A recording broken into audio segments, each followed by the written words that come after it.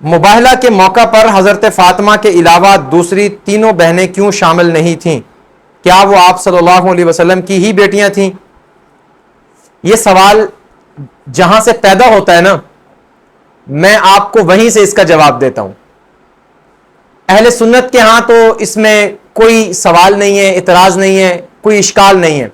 ان کے ہاں تو دلائل بڑے واضح ہیں، حقائق بڑے واضح ہیں۔ لیکن شیعہ حضرات کے ہاں یہ اعتراض اٹھایا جاتا ہے، اور مجھے سمجھ نہیں آتی کہ اٹھانے والے جو لوگ ہیں کیا انہوں نے اپنی کتابیں بھی پڑھی ہیں یا نہیں پڑھی، کو جا کے وہ دوسروں کی کتابیں پڑھتے، اہل سنت کی کتابیں پڑھتے۔ حیرانی کی بات ہے کہ شیعہ مسلک کی جو معتبر ترین کتابیں ہیں ان میں ایک کتاب ہے بہار الانوار، یہ ملا باقر مجلسی کی کتاب ہے۔ اس کتاب کے اندر ملا باقر مجلسی نے خود لکھا ہے کہ یہ جو مباہلہ ہے 9 ہجری ذی الحج کے مہینے میں ہوا تھا، اور سچی بات یہ ہے کہ اہل سنت اور اہل تشیع کی کتابوں میں یہ لکھا ہوا ہے کہ یہ مباہلہ ہوا نہیں تھا، اس مباہلے کا آپ نے چیلنج دیا تھا۔ جب مباہلہ ہوا ہی نہیں، صرف چیلنج تھا، تو وہاں پر یہ کہنا کہ مباہلے میں باقی بیٹیاں شامل کیوں نہیں تھی، حضرت فاطمہ کیوں شامل تھی؟ بھائی مباہلہ تو ہوا ہی نہیں ہے۔ خود اہل تشیع کی کتابوں میں لکھا ہوا ہے کہ وہ لوگ آئے نہیں جن کو آپ نے مباہلے کا، جو نجران کے عیسائی تھے ان کو آپ نے جب چیلنج دیا تو وہ آئے نہیں، مباہلے میں شریک ہی نہیں ہوئے۔ تو کیسے آپ کہتے ہیں کہ مباہلے میں باقی بیٹیاں کیوں شامل نہیں ہوئی؟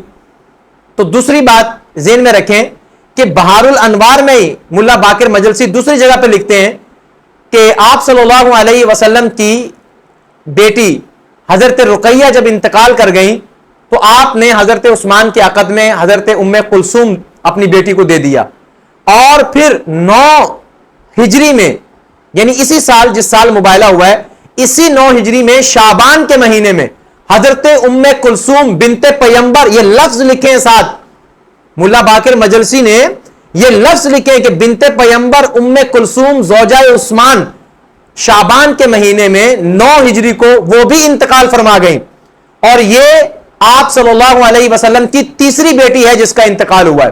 حضرت زینب کا پہلے ہوا، پھر حضرت رقیہ کا، پھر حضرت ام کلثوم کا، 3 بیٹیاں آپ کی فوت ہو گئی ہیں۔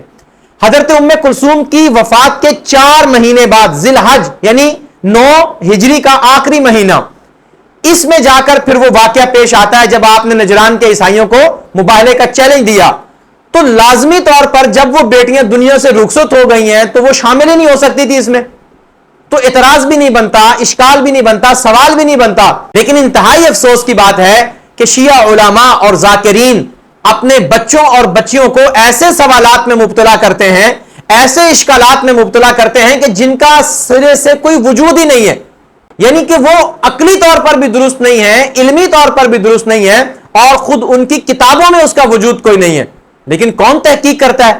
اور ان کے ذاکرین کی مجلسیں جو وہ پڑھتے ہیں اس کی تحقیق تو کوئی شیعہ عالم بھی نہیں کر سکتا۔ وہ سن کے حیران رہ جاتے ہیں کہ یار یہ کیا بیان کر رہے ہیں، ایک پاؤں زمین پہ ہے، دوسرا پاؤں آسمان پہ ہے۔ کبھی کبھی تو حضرت حسین کے گھوڑے کو ہی پوری کائنات کا مقصود بتا دیا جاتا ہے، اور حضرت حسین رضی اللہ تعالیٰ عنہ کو وجہ کائنات بتا دیا جاتا ہے، اور حضرت علی کرم اللہ وجہہ کو کبھی مصطفائی اور کبھی خدائی سے اوپر لے جایا جاتا ہے۔ تو بتائیے کہ ایسی چیزوں کی تحقیق وہ کون سی کتاب سے کر سکتے ہیں؟ تو بہرحال اس مباہلہ والے معاملے میں یہ سوال بنتا ہی نہیں ہے، یہ اعتراض بے جا ہے، اس کی کوئی حیثیت نہیں ہے۔ پیغمبر علیہ الصلوۃ والسلام کی 4 بیٹیاں تھیں، اور چاروں بیٹیاں پیغمبر علیہ السلام کی حضرت خدیجہ کے بطن سے تھیں، اس پر پوری امت کا اجماع اور اتفاق ہے، اور شیعہ کی بہت سی کتابوں میں یہ موجود ہے کہ آپ صلی اللہ علیہ وسلم کی 4 بیٹیاں تھیں۔ آپ کی ان بیٹیوں کو بھی بنت پیمبر اور بنت خدیجہ کہہ کے مخاطب کیا گیا ہے۔ لہٰذا یہ اشکالات اور سوالات جہاں سے پیدا ہوتے ہیں وہیں پر ان کے جوابات موجود ہوتے ہیں، لیکن بس تحقیق کون کرے، کون مرجع کی طرف جائے، کون منابع کی طرف لوٹے، اور کون کتابوں کو اٹھائے، کون پڑھے؟ بس ٹھیک ہے، آنکھیں بند کر کے اہل سنت کے علماء بھی جو بیان کر رہے ہیں قصے اور کہانیاں، لوگ مزے لے لے کے سن رہے ہیں اور اس کو تسلیم کرتے ہیں، اور اسی طرح شیعہ ذاکرین جو قصے اور کہانیاں سنا رہے ہیں ان کی بھی عوام سنتی ہے مزے لے لے کے، اور اس پر گریہ زاری کرتی ہے اور اس کو تسلیم کرتی ہے۔ حقائق کے ساتھ اس کا کیا تعلق ہے؟ یہ صرف شیعہ کے ہاں نہیں ہے، یہ جو خطابت ہے وہ شیعہ خطیب ہو، وہ سنی خطیب ہو، وہ شیعہ ذاکر ہو وہ کوئی سنی ذاکر ہو، ذکر کرنے والے کو ذاکر کہتے ہیں نا، آپ پریشان ہو گئے ہو، اور خطابت کرنے والے کو خطیب کہتے ہیں.